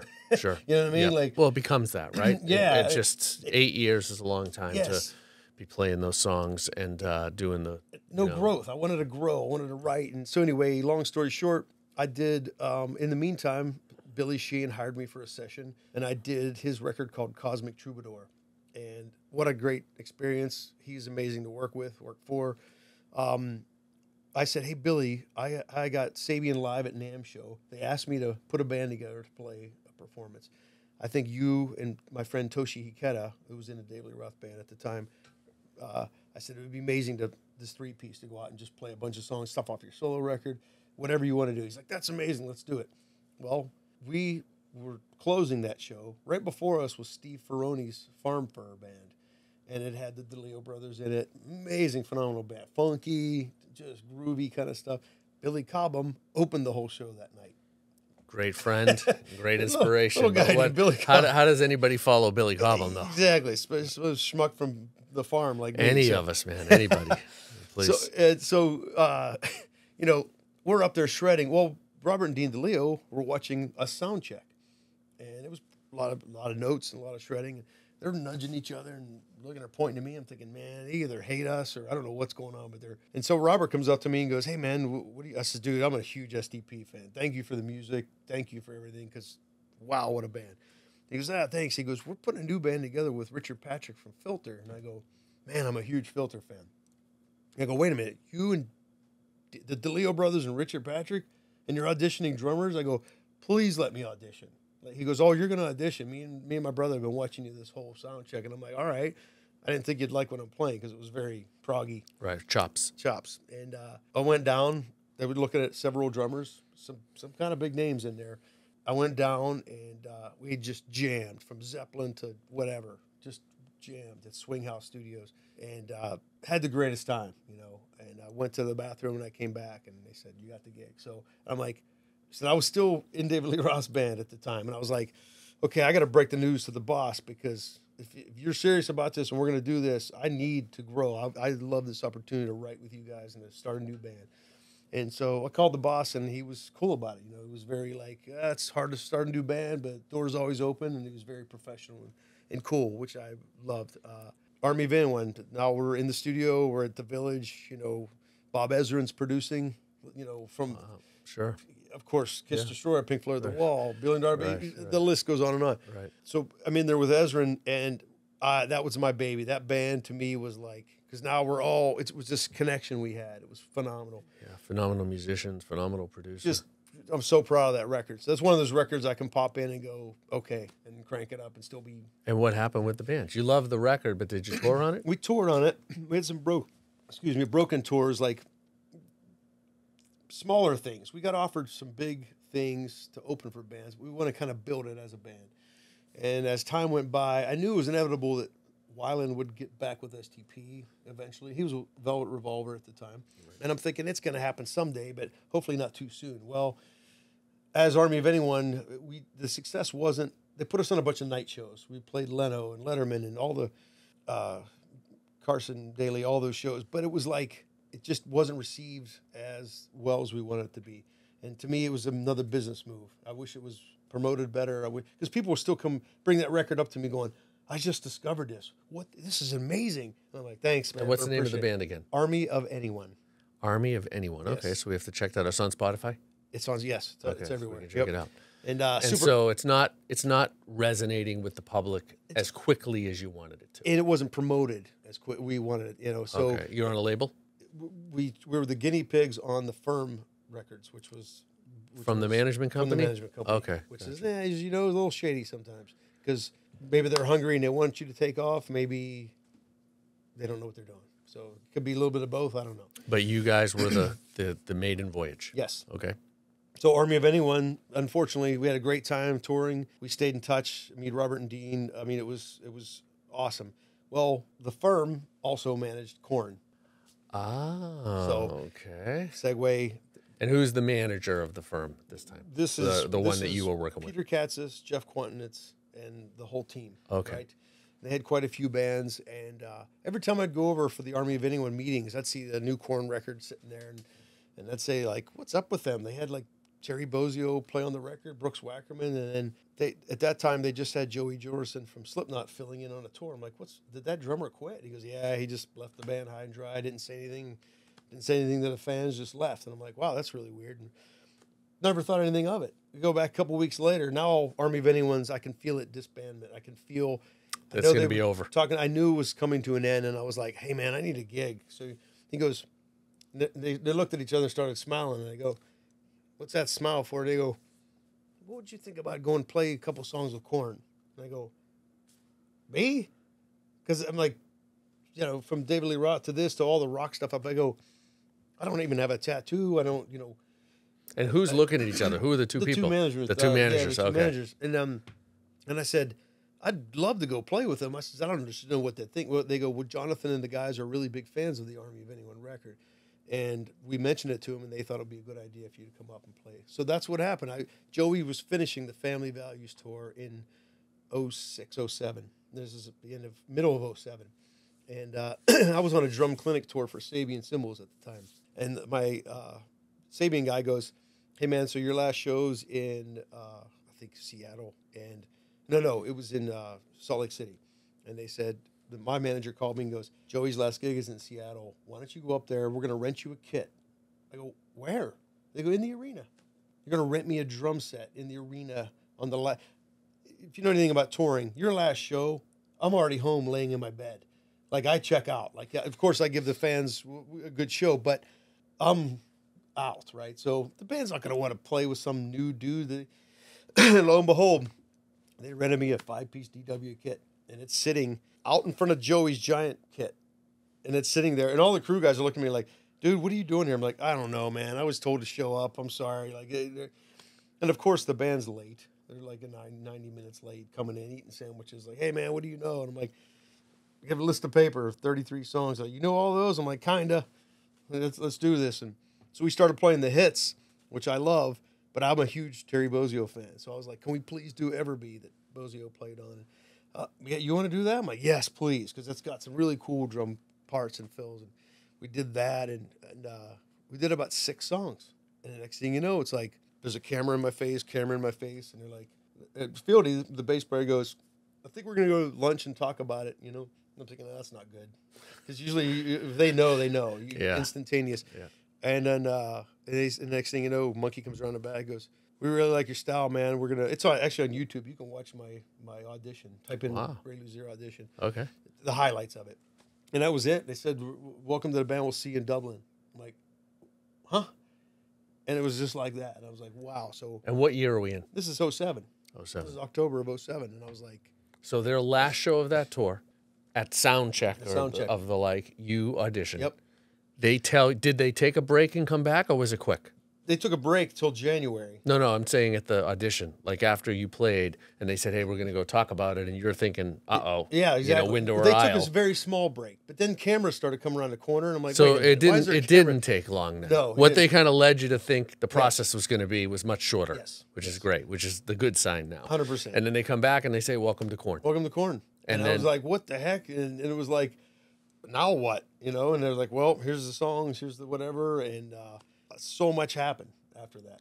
So we're going to take a break for a second, everybody. You're going to hear from our sponsors, David Frangioni, modern drummer, Ray Luzier, Korn, and we're going to pick up the story where Ray left off. This is amazing, Ray.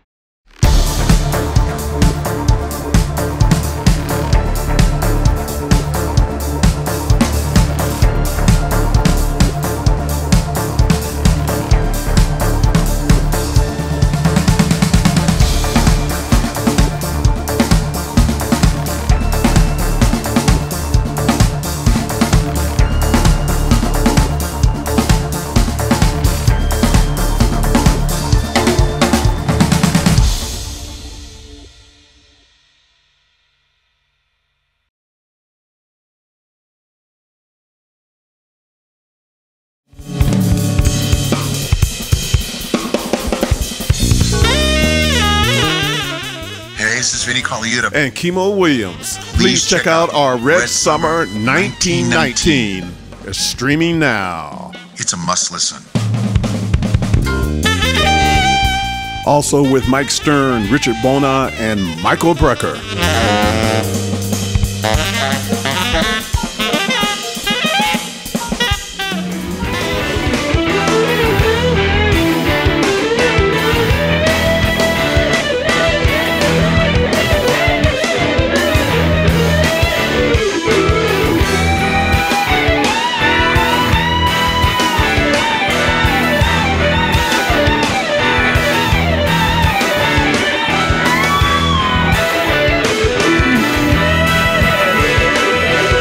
Find out more at jkimowilliams.com. So you finish the audition essentially at Soundcheck and in Seattle. Yes. And they say to you, "Welcome to the band. See you in Dublin."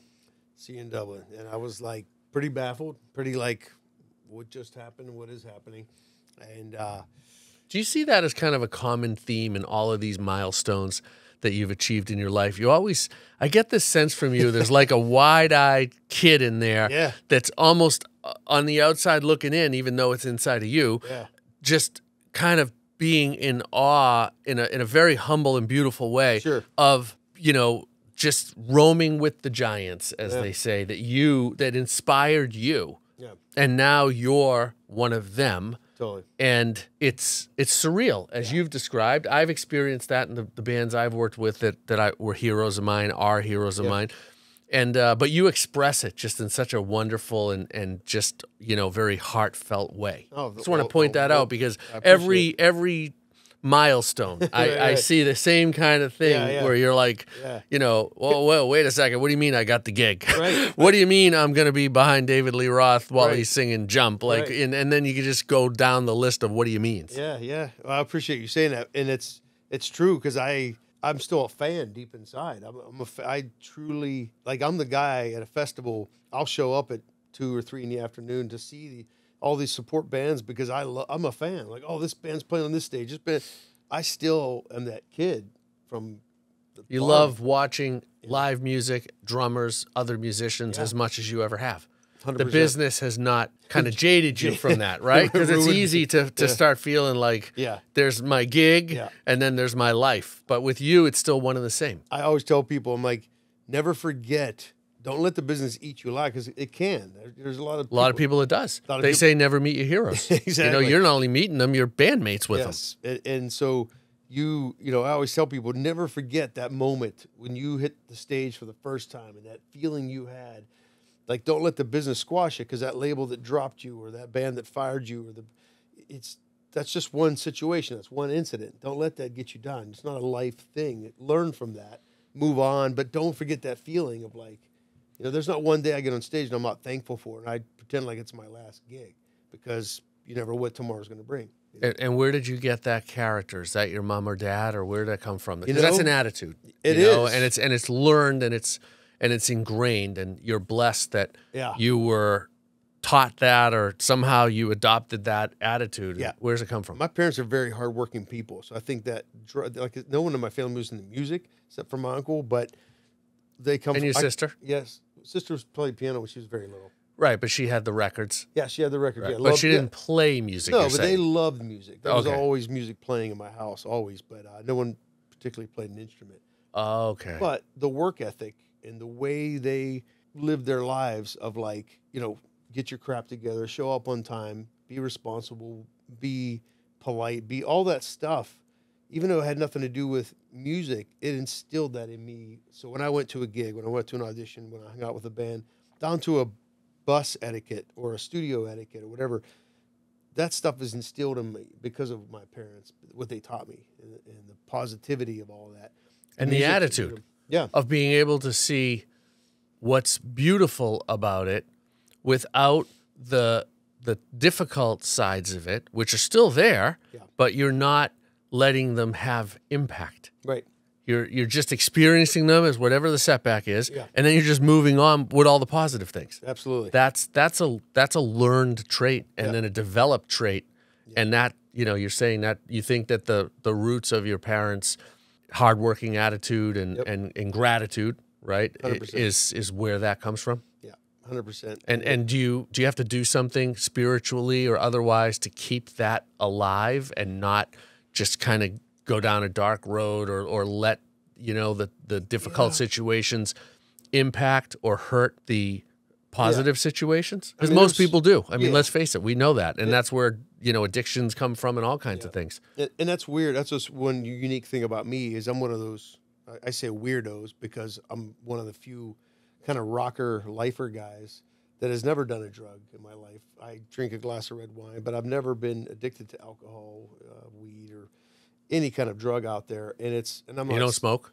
I don't smoke. Never smoked one cigarette in my life. Me neither. Yeah. So you and I are two of the most perfect blood donors. Yes. There you when go. when it comes Get to our blood. when it comes to those kinds of things, Yeah. right? Imperfect, but in the substance category, we've been able to stay clean. Yeah, and 100%. I'm not saying there's nothing. You know, I'm not condoning people. I'm not saying like you're bad if you do that. I just know I've been in this business so long now. I see what it does. I've seen bank accounts, careers, divorces, you name it, just go south. Why would I want to do that? And most of it was because of the substance abuse or whatever.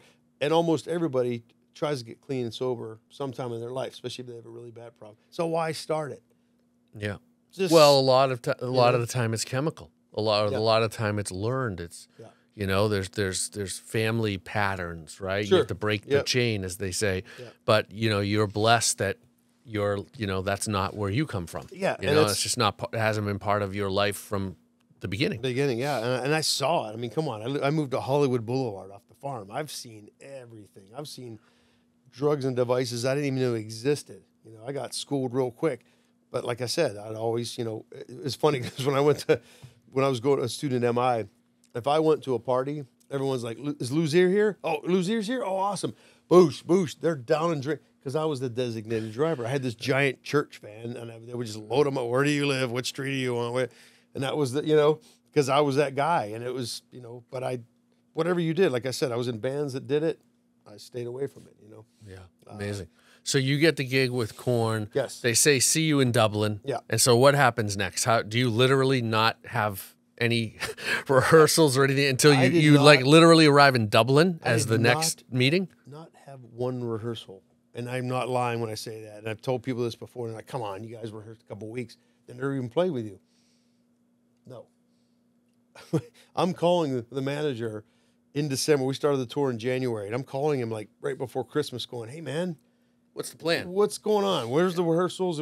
Where's the set list? And I was literally going on YouTube and looking at Joey's performances. I was looking at, you know, past David, anything I could possibly grasp onto because they end it differently live. They do that. That was my school at first. Did you put charts together? No, I didn't. No. I'll be honest. I'm one of those guys. I can sight read. I don't prefer it. I'm one of those guys that like it's got to be in me. So you just learned it learned you knew it cold. Yes. And then so the manager says, hey, learn the songs and show up in Dublin. So up in Dublin. So I'm like, well, what do you mean? He goes, well, we have the room in the first venue for the whole day. So I think we're going to run the set there. And I'm like, what? Once.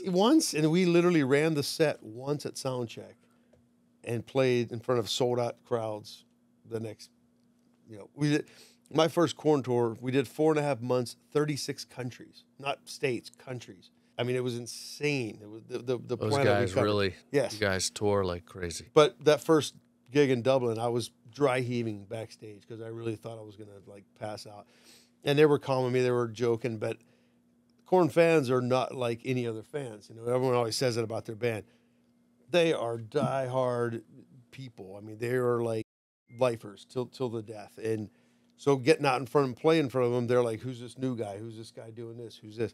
And next thing you know, I'm like, all right, well, I'm going to give it my best shot. I'm a hired gun at the time. And we did this massive 4.5 month tour. And next thing you know, I'm like, okay, now what, you know? And they took a little break, and Jonathan calls me and goes, hey, man, I want you to come and play on some of my solo record stuff. And I'm like, well, that's very cool of you. And I went down to the Korn studio in Hollywood. Next thing you know, I'm playing on all this stuff that Jonathan had, which was amazing creative stuff. And we went back on tour, and now, you know, we started writing new stuff. And The first thing I did was a soundtrack song called "Kidnapped Sandy Claus," and it was on the Nightmare Before Christmas soundtrack.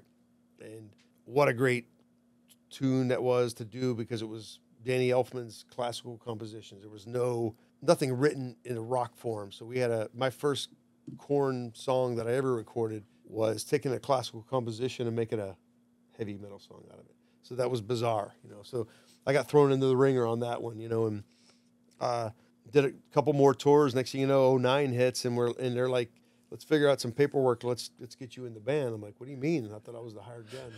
And they said, well, we want you to start going to meet and greets and doing press. And I'm like, so that's what happened. In '09, I got sworn in. And you became a band member. I became a band so member. everybody's a band member? Yes. The original guys and me. So, Yeah. Amazing. Yeah. Wow. How many guys on stage when you're touring? There's now we're back to the old OG, 2 guitars, bass, drums, and vocals, and that's the way I always want to. We had some keys. It's for several years, and they did add some good dynamics. Zach Baer's a great. He had the gig when I got the gig, and he had some really cool chaos pads and different unique voicings in there, background vocals, all kinds of stuff. But it felt so good to come back to just the punk rock style. Even though we're on big stages, it still has that feel, just us playing and rocking out. So in '09, you become a band member. Yep. And you haven't looked back. You guys are touring, doing albums. Yeah. What's some of the greatest memories you've had now in this run? Because now we're going on almost 14 years. Yeah. Right? It's 16. In October starts my 17th year. Yeah. Okay, so more than half of the band's existence. Yeah. And congratulations Thanks. for that. And you're obviously loving it. You love being love in it. the band. Absolutely. You love Korn. Yep. What are some of the best memories that you have from the Korn? What are some stories or memories you want to share? I love I love doing a new record, and I love like touring to support that. So I love like we did the Korn 3, Remember Who You Are record, going out now that I'm a part of the band, writing with them, being on a record, and then going out and playing those songs live. I love the classics. And you're a songwriter on some of the tunes? We all collaborate. It's awesome, Do you guys do that? Like, is your arrangement like everybody's part of every song, or is it? Do you Pretty do much, it? I mean, do you do it by like if you literally wrote the song, then that person wrote it, or like Van depends. Halen always did it? Like everything's for guys, no matter what. It depends. I mean, there's sometimes John will bring. There's a song "Never Never" off of the Paradigm Shift that was a good single for us. It went to #1, and that was completely Jonathan. He brought us this song that he wrote, composed it all, and we were like, "Wow, this is catchy. And like, what do we do? Like, do it whatever you wanted." The drum programming that he put on there was very simple, and I ended up doing a very simplistic part because I didn't want to squash the song. It was such a beautifully melodic song. So there's stuff like that he brought in, and the Skrillex. When we went full blown dubstep in 2012, Skrillex and all the 12th Planet and all these dubstep DJs were a part of our existence, and that was a complete left turn. Made some people angry, and also gained some new fans that like that style of music. So that's one thing I love about this band. We're not afraid to experiment and try new things, But going from the Paradigm Shift to the Serenity of Suffering is one of my favorite records. The Nothing is one of my favorites. Off of Requiem, and the last one we went kind of old school, partly analog. Went back to just like, let's get in a room and jam, that kind of vibe. And that's some of the best moments for me is watching, these roots grow into the song. It becomes something that appeals to the crowds. They're singing the words back. There's no better feeling rocking out on stage, whether it's 500 or 50,000 people, feeling that energy, the one-on-one. You can never, ever replace a live experience. We're talking especially earlier. at that level. Yeah. When you're just dealing with so many passionate fans in such large numbers. Yes. What are a couple of the most memorable gigs?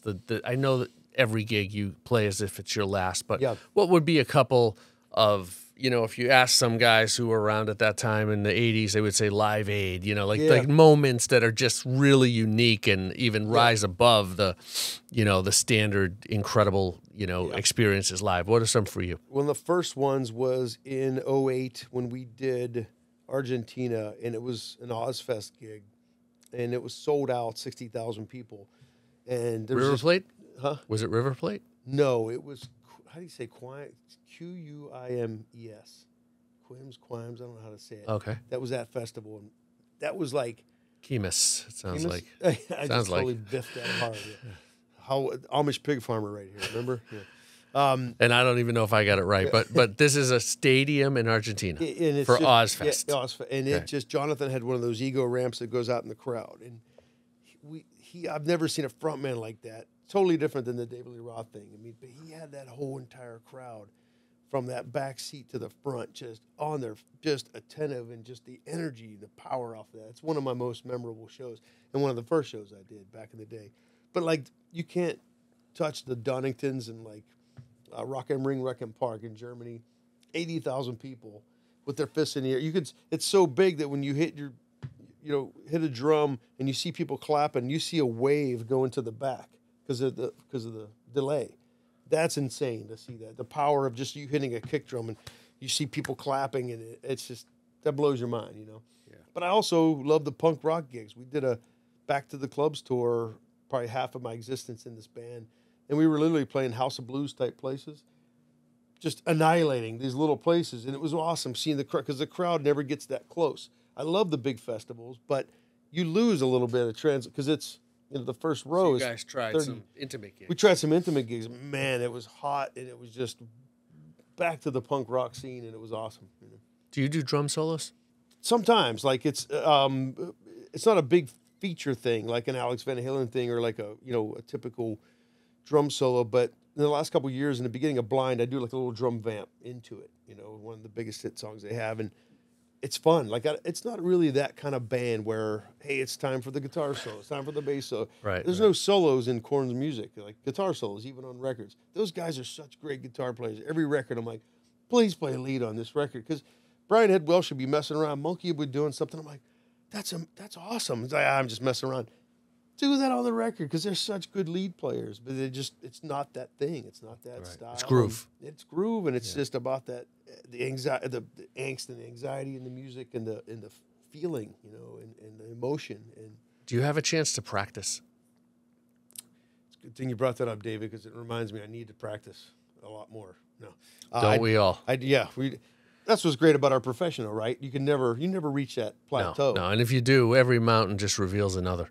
Exactly. It's true. Yep. But you play a lot, but when you're not, Yeah. or even if you are on the road, what is your practice routine? I I try guess to. on the road and off the road, because you're someone you're an educator. Yeah. So clearly that side of things is important to you. It is. But how do you live it out in your life? And I remember like Joe Procaro and Ralph Humphrey telling me when I was a student, they're like, don't practice stuff you know. It's okay to have fun, rock out, and get your chops out and all that, but play something that makes you feel like you're a second grader. And that's Latin to me. That's jazz. That's a lot of, so I struggle with a lot of different styles like that. I can get through tunes, and I can fake it pretty good. I can play a country song, but that's the kind of stuff I work on when I'm practicing.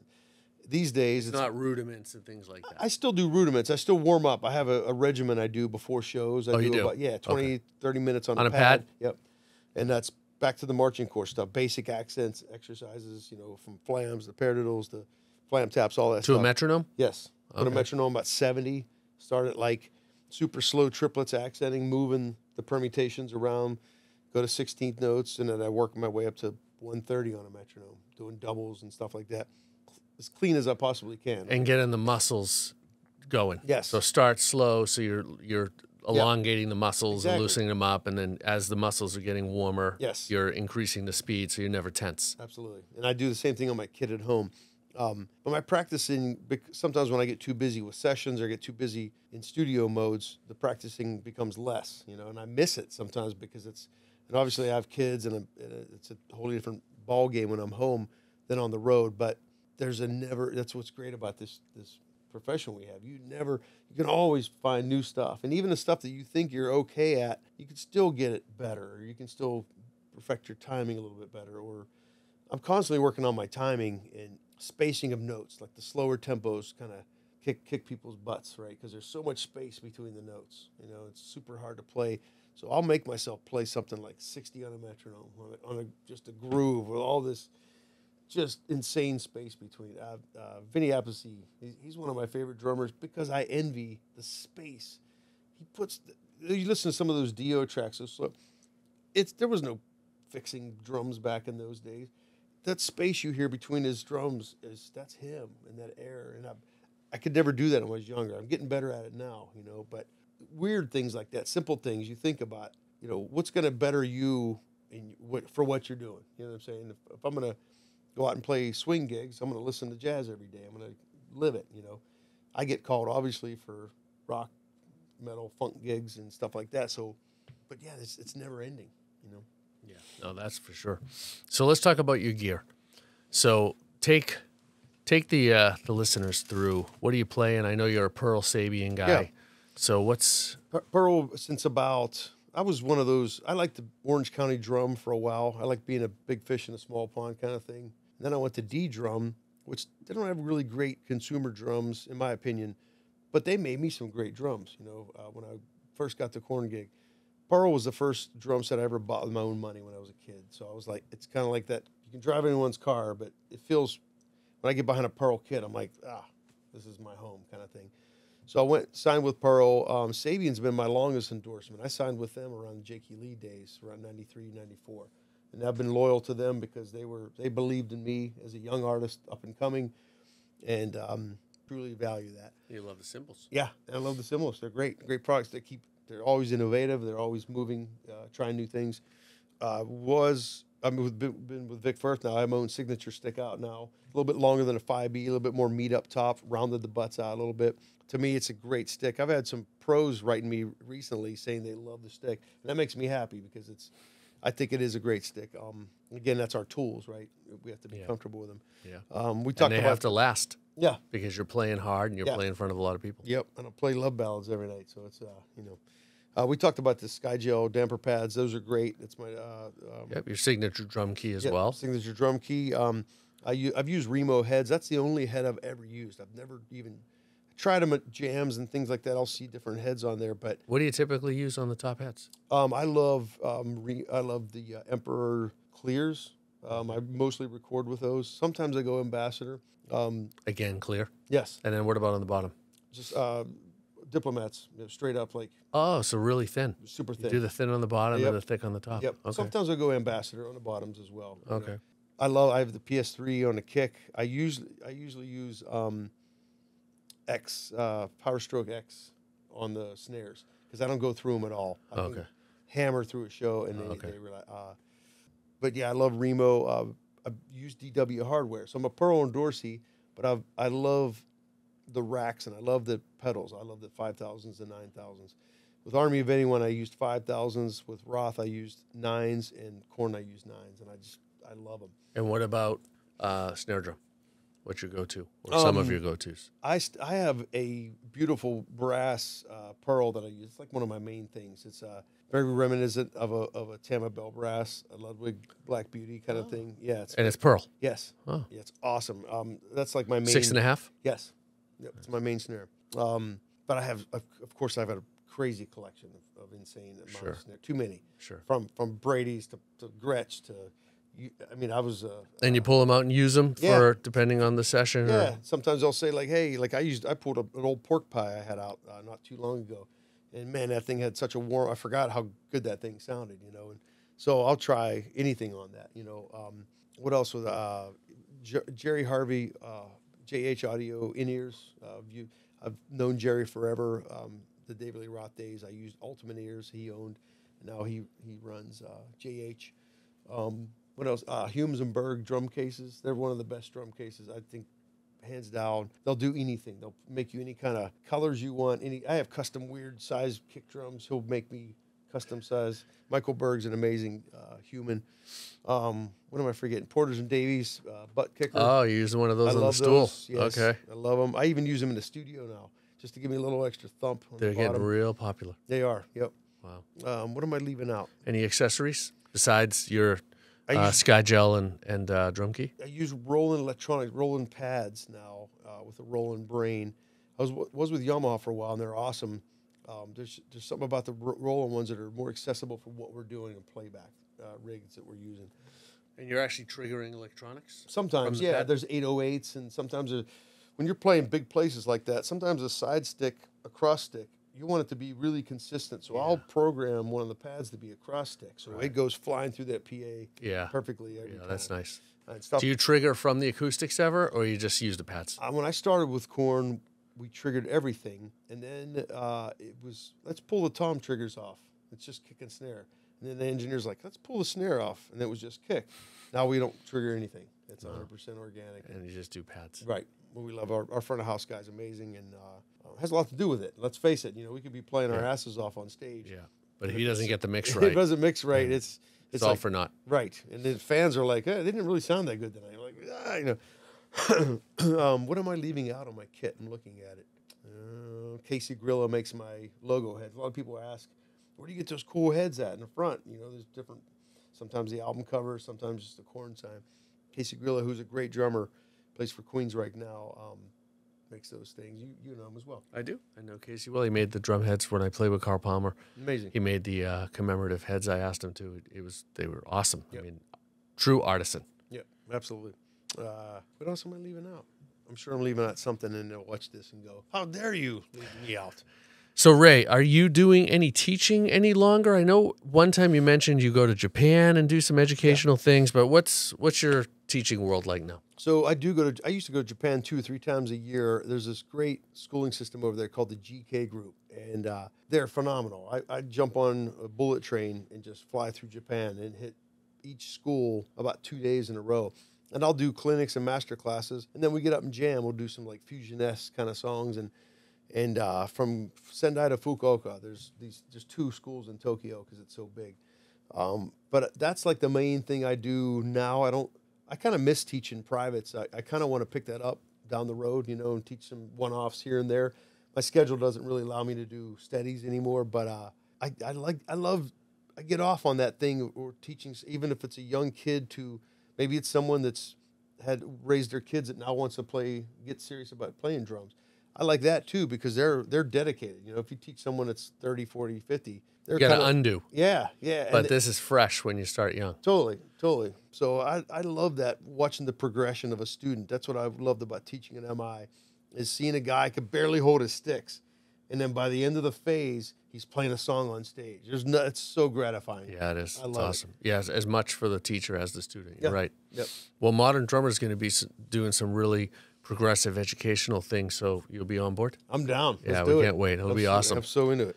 So in closing, what do you want to say to all the musicians and drummers out there as far as what do you wish you knew when you were starting out? You were so naive, so wide-eyed, and ready to kill the world with your impact at 19 years old in LA and landing and kind of learning everything. Same way I learned it, by the way. I'll call it the hard way, right? Because it wasn't like our parents were, music moguls that, kind of saw the next step before it appeared. Like we had to kind of take those steps. Sure. So what do you tell the majority of people out there that are in the same boat that we've been in at the beginning of our careers, especially? We're learning it as we go. So what do they need to know, and what do they need to kind of learn through your advice? My biggest advice for everyone out there: go to law school. No, I'm just kidding. No, seriously. If I could rewind, and it's a different day and age today. It's totally, with this whole TikTok generation and the Instagrams and all the media out there, everything's instantly, if not sooner. And it's unfortunate in a lot of ways. There's a lot of like YouTube stars, and there's these kids playing covers. What cover you want me to do this week? That's great. It's awesome. It's cool to see it. There's a lot of talented people out there. But what I'm missing, and what I would tell up-and-comers, don't forget to play with a band and play. There's a communication thing with a band. When you speak to each other and you have something to say on your instrument, you're listening to what they're saying on their instrument. There's a whole thing, and you come together. That's, to me, is kind of missing something. Not for everybody, just a lot of these like people that are just playing to whatever, to covers and all that, like, or just seeing how fast they can play.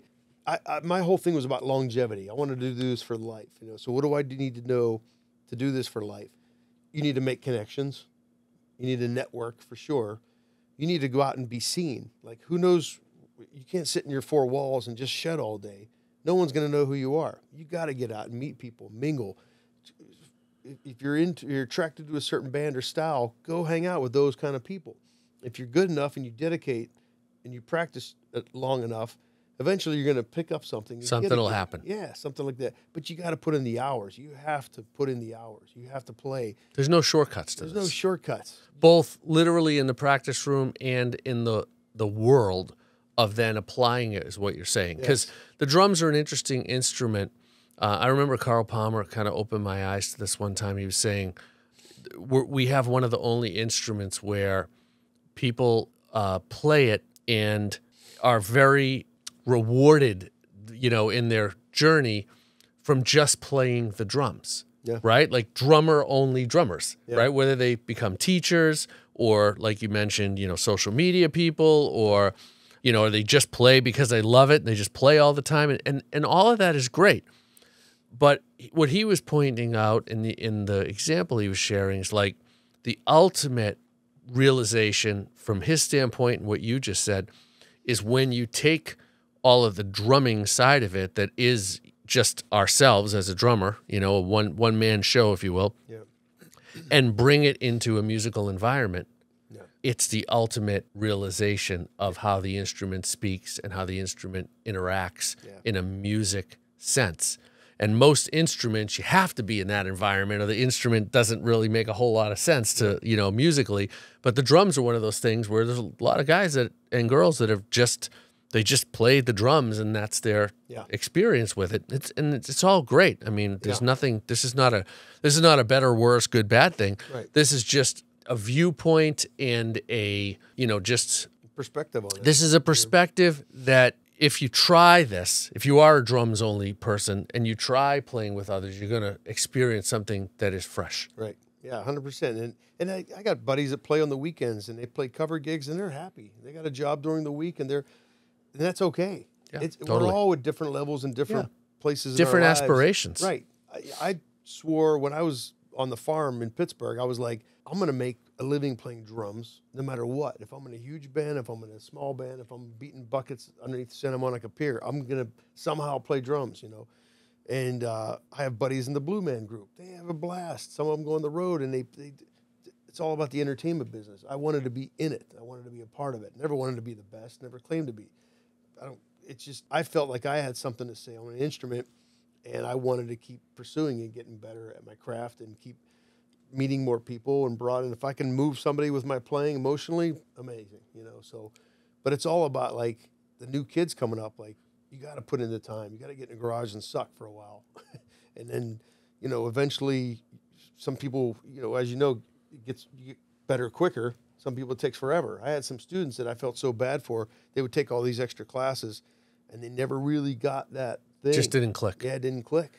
But what you're saying, I hear you saying anyways, that there's a generation of what we'll call instant gratification generation, right? Because it comes from the fact that anything you want to know is one voice command away, right? And the world has never had that kind of accessibility available, right? But now it does. That's where we are, and that's what it is now, and it's just going to keep growing from there. But don't mistaken that for you will excel in your craft with that kind of ease. There is no instant gratification. No. The gratification comes from the hard work. And I always use an example, if someone doesn't get it in the musical sense, I say, well, look at the guys like Sylvester Stallone and, guys that are bodybuilding, muscle driven, just action, guys, and how much you have to build up to, and then maintain and then grow. And it is a process that takes a lot of time and commitment. It doesn't happen no matter how much you want it to. There's a physics to it almost that it has to, just like in the gym. If you start, where I am today, and you want to get to, someone who's a musclehead, like it's just takes a lot of time and commitment and devotion and consistency. And there's no shortcut, right? It's not like no matter how much you want to wish upon it, like you got to go in the gym and do the work. And it's the same thing with the drumming. You've got to go in the shed, as we call it, and you've got to do the work, and you've got to, focus and study, and whatever that path that you want to be on is, whether it's self-taught, whether it's more formal, whatever it is, you got to play, you got to put the time in. 100%. And you did it, and you were driven, and you still are driven to do it. I still am. It's weird. 10 years goes by, you think like you're going to lose the passion, or you definitely change, you know, when you learn and through your experiences. But I still have that high on stage that I did when my first gigs I ever did. So it was like, it's still that burning thing where, and now I'm very grateful and happy that I'm still doing this, because I remember at 30, I'm like, well, I'm not going to be doing this in 10 years. Then 40 hit, and I'm like, well, I'm not going to be doing this in 10 years. Now I'm 50 going, well, now what? You know, and it's like, but it's just one of those things where no one's got a crystal ball. You just got to keep being driven, keep being passionate, be good to people, keep your reputation, and that's a lot of it too, you know. Stay focused. Yeah. Stay focused, stay hungry. Yep. The world And according... humble. Stay humble. And humble. Yes. So hungry, humble, and focused. Yes. Those would be the ingredients. You're going to get a shirt that says that. Can we remember what we just said? No kidding. Yeah, well, those are key ingredients. Ray Luzier, everybody. We're live from Iron Shore Studios in Grand Cayman for the Modern Drummer Podcast. Ray, thank you for being here, man. This has been incredible. It's fun. I can't wait to see you out with Korn. So everybody, we're going to be out on the road. We're going to do a tour kit rundown of Ray's drum kit and everything we talked about today. We can't wait to show you that. It's going to be incredible. And we're going to see Ray out with Korn in a city near you, working on a new record. So lots of great stuff happening. And we got corn coffee out too. Corn coffee. And corn hot sauce. And you can get this at cornwebstore.com. Oh my God. How about that plug? It's raining corn. This is awesome. So if you like coffee or you like hot sauce or both, yes, go to where? cornwebstore.com. Love it. Awesome. Ray Luzier, thank you, my brother. Thank you, brother. All right, everybody. We'll see you soon. Appreciate it.